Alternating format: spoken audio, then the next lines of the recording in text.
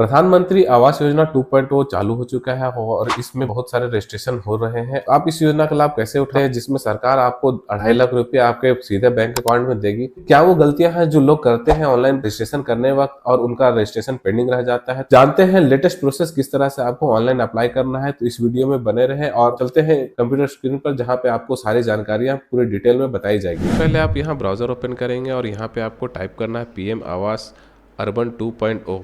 इसको टाइप करने के बाद आपके सामने अर्बन PMY इसे पे आपको क्लिक करना है।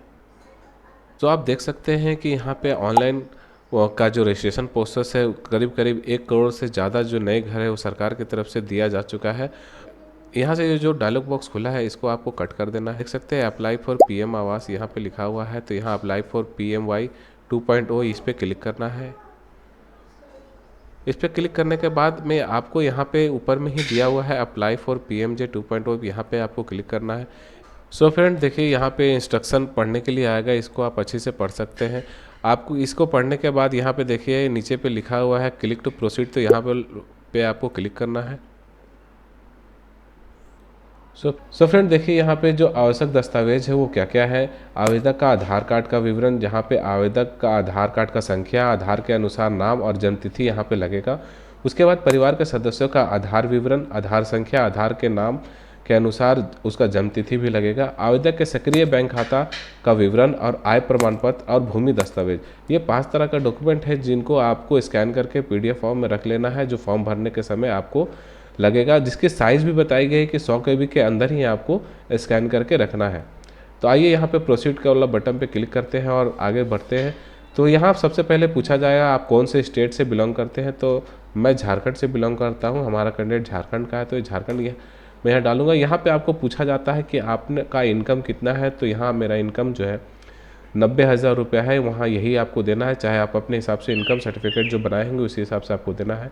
यहाँ पे ही बहुत सारी कन्फ्यूज़न होती है कि कौन सा अप्लाई करना है, बेनिफिशरी LED कंस्ट्रक्शन या अफोर्डेबल हाउसिंग इन पार्टनरशिप या इंटरेस्ट सब्सिडी स्कीम। तो यहाँ 3 तरह की स्कीम यहाँ पे प्रधानमंत्री आवास योजना के तहत दिया जाता है। तो आपको जो है नया घर आपको अगर बनाना है और आपके पास कोई घर नहीं है, कच्चा मकान है और आपको पक्का बनाना है, तो सबसे पहले आप यहाँ पे बेनिफिशरी LED कंस्ट्रक्शन, ये जो फर्स्ट ऑप्शन है इसको ही चूज़ करेंगे। उसके बाद आपको पूछा जा रहा है क्या आपका पक्का मकान कहीं भी इंडिया में है, तो यहाँ पे येस और नो के ऑप्शन पे आपको नो करना है। Have you ability benefit under housing scheme of central state, आप यहाँ पूछा जा रहा है कि क्या इससे पहले भी आप कोई भी हाउस का स्कीम सेंट्रल या स्टेट गवर्नमेंट से ले चुके हैं, तो यहाँ पे आपको नो पे क्लिक करना है और यहाँ पे चेक एबिलिटी पे क्लिक करना है। तो देखिए फ्रेंड यहाँ करने के बाद में आपको यहाँ पे आधार संख्या और नाम डालने के लिए ऑप्शन आएगा। तो सबसे पहले यहाँ आधार संख्या डाल लेना है। आधार नंबर डालने के बाद यहाँ पे आपको उसका नाम इंटर कर लेना है जिनके नाम से आप अप्लाई करने वाले हैं। उसके बाद जनरेट OTP वाले ऑप्शन पे क्लिक करना है। याद रखें दोस्तों, इसको अप्लाई करने से पहले आपका जो आधार कार्ड मोबाइल नंबर से लिंक होना अनिवार्य है, तभी ये OTP जाएगा, वरना आपको आधार कार्ड से मोबाइल नंबर लिंक कराना ज़रूरी होगा। तो फ्रेंड यहाँ OTP चला जा चुका है, अब मैं यहाँ पे OTP डालूँगा। OTP डालने के बाद यहाँ सबमिट वाले बटन पे आप क्लिक करेंगे तो यहाँ पे ये फॉर्म खुल जाएगा जिसको आपको अच्छी तरह से भरना है। तो आइए स्टेप बाय स्टेप जानते हैं क्या क्या हमको इसको भरने में लगेगा। उसके बाद यहाँ आपको डेट ऑफ बर्थ डालना है, जो कि आपके पैन और आधार के हिसाब दोनों मैच होना चाहिए।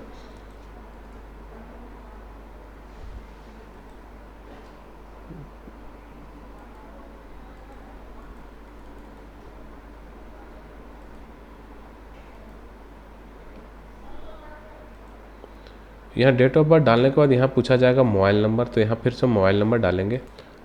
सो फ्रेंड यहाँ मोबाइल नंबर डालने के बाद यहाँ ईमेल ID डालना है आपको।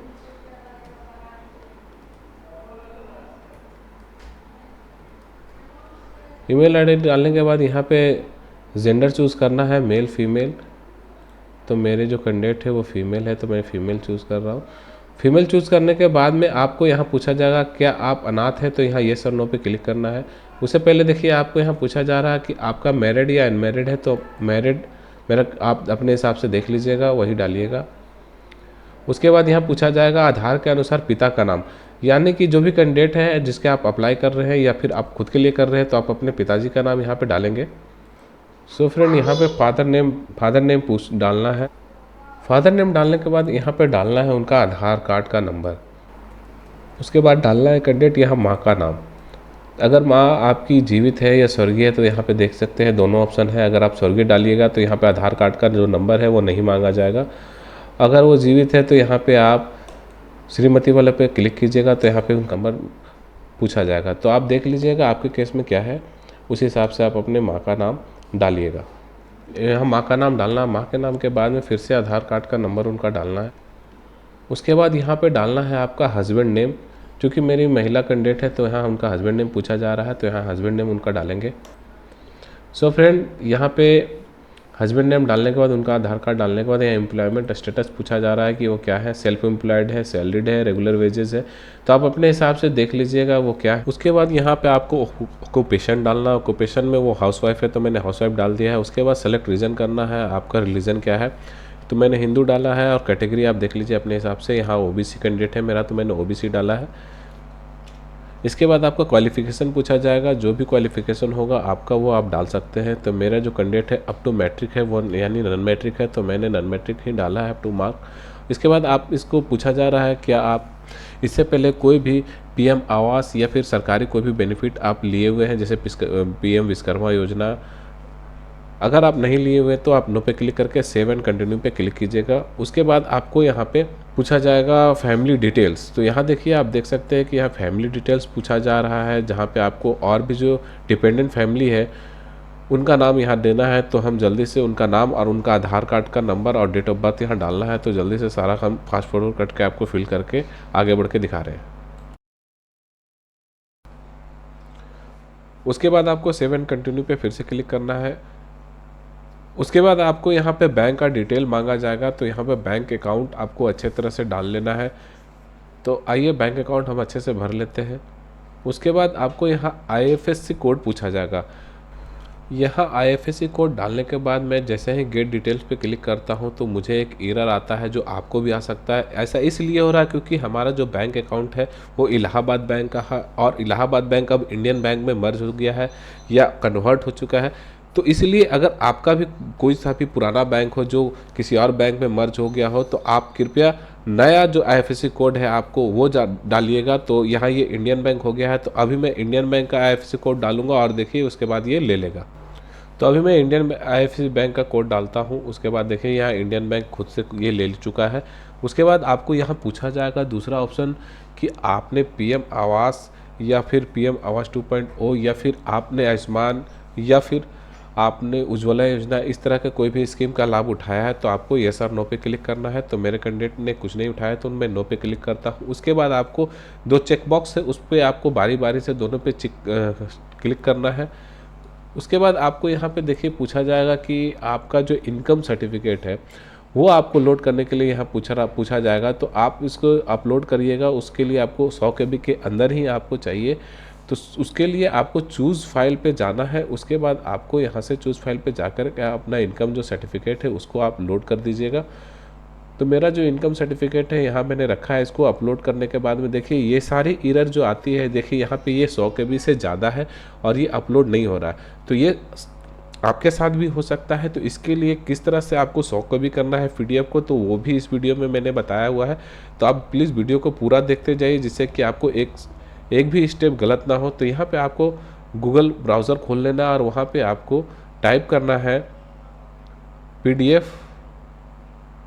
To compress to 100 KB। इसके बाद आपको चले आना है सेकेंड वाले जो वेबसाइट है उस पर, बिग PDF वाले साइट पे। इस पर क्लिक करने के बाद आपको यहाँ से सेलेक्ट PDF वाले ऑप्शन पे क्लिक करके आपका जो इनकम का PDF है उसको आप सेलेक्ट कर लीजिएगा। आप अपने हिसाब से देख सकते हैं यहाँ अभी भी 114 KB है, तो इसे को कंप्रेस कर दिए हमने यहाँ से।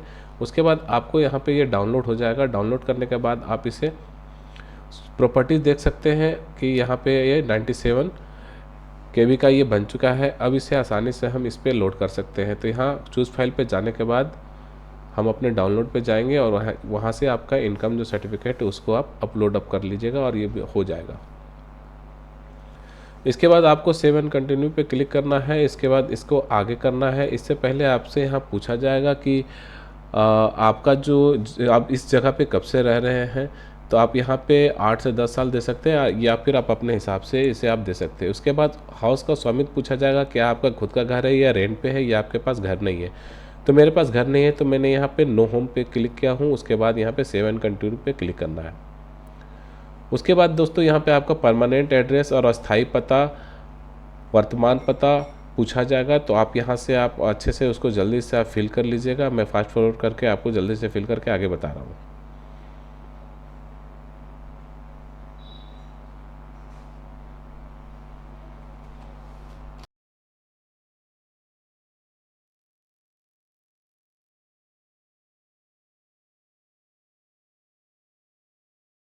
ज़मीन का डॉक्यूमेंट मांगा जाएगा, तो मैं यहाँ पे ज़मीन का डॉक्यूमेंट स्कैन करके पीडीएफ में रखा हूँ। वो 1 MB से कम होना चाहिए, तो उसे मैं चूज़ फाइल करके अपलोड कर लेता हूँ। यहाँ अपलोड करने के बाद फिर से सेव एंड कंटिन्यू पे क्लिक करना है।